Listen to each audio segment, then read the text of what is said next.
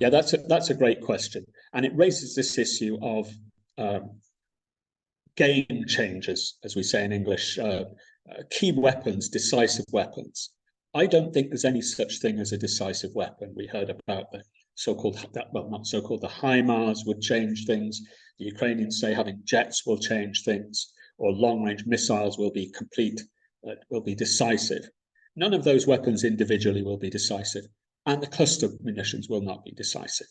But for sure, they will assist, particularly in two respects, the Ukrainian offensive. First, they will allow them to clear, and I hesitate to use these terms because it involves people being killed, clear Russian trench systems. In other words, you can use these to cover a much larger area than with normal artillery. Second, and just as importantly and closely connected, it will allow them to engage, as we say, or attack artillery positions so that the Ukrainians won't need to fire hundreds of shells to kill a Russian artillery position. It can fire one or two in the general area.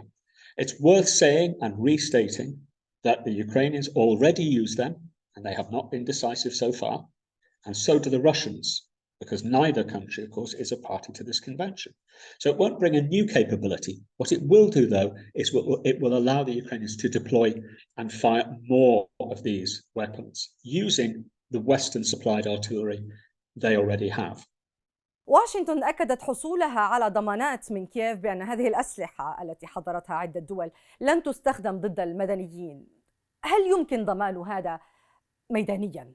Yeah, two things there. First, the evidence I've seen demonstrates that the Ukrainian army is very careful with civilian casualties because the civilians they're firing towards are always Ukrainian citizens. As you know, they've said they're not going to use these outside Ukrainian borders. So there's good evidence that they have genuine evidence that they try to avoid Ukrainian civilian casualties. Secondly, and this is quite important, most of the target areas, which are the Russian defensive lines in the south of the country, as you said earlier, towards Crimea, but not in it. The cluster rockets they're going to use don't have the range, I think, to get to Crimea. So the target areas are Russian defense lines. If you're going to construct proper defensive lines, you clear the civilians out. So it's highly likely that there'll be very few, if any, civilian targets in that area.